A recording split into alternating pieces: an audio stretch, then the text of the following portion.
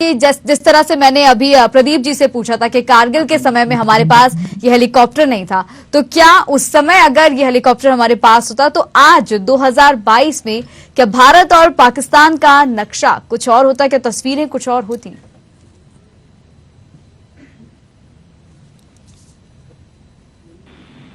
की जो person helicopter है उसका हम स्वागत करते हैं और पूरे भारत को उसके ऊपर गर्व होना चाहिए। बिल्कुल। और जो आपने बिल्कुल बात सही की कि जो 99 में लड़ाई हुई थी उस टाइम में ये हेलीकॉप्टर हमारे पास होता तो हमारे जो उस टाइम के दौरान जो हमारे आर्मी के थे वो इतने ज्यादा शहीद नहीं होते।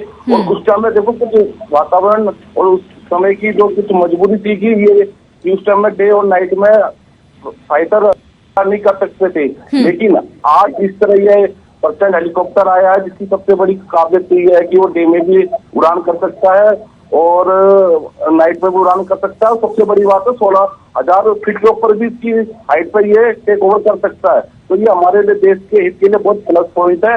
इस मुद्दे पे देखो हकीकत जी कोई राजनीति नहीं होनी चाहिए, लेकिन भारतवर्षों को तब गर्व हुआ है जब पूरी दुनिया ने भारत की तकनीकों को लोया मानती आई है। देखो हमें तब भी गर्व हुआ जब भारत एक बार में मंगल ग्रह में पहुंचने में सफल हुआ। हमें तब भी गर्व हुआ जब भारत चांद पर पहुंचने के साथ साथ वहां पर पानी ढूंढ निकाला।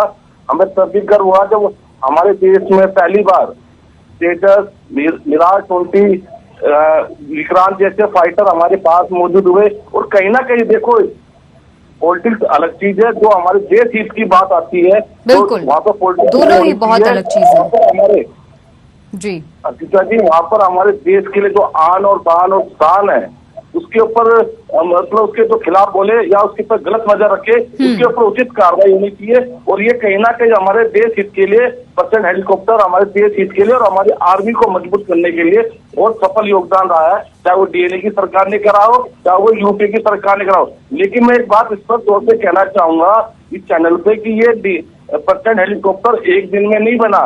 इसके लिए देखो 2004 से लेकर पहली बार इसकी द्रव के फ्रेम की एक मतलब हेलीकॉप्टर बनाने की कोशिश की गई थी। इसके बाद 2006 के अंदर यूपीए सरकार में हमने सार्वजनिक रूप से घोषणा की थी कि अब हम एक ऐसा हेलीकॉप्टर बनाने जा रहे हैं जो हल्का भी होगा। और हमने विदेशों से उस दौरान हेलीकॉप्टर बहुत कम खरीदने की एक सीमा निश्चित तय हो चुकी थी। कहीं ना कहीं देखो इसमें पूरे भारतवर्ष का योगदान है, चाहे ये डीएनए की सरकार हो चाहे यूपी की सरकार हो, इससे राजनीति नहीं होनी चाहिए। ये मैं खुले मन से कह रहा हूँ, इसका मैं स्वागत करता हूँ। जी बिल्कुल बिल्कुल। ललन सिंह जी आपके पास आऊंगी अगला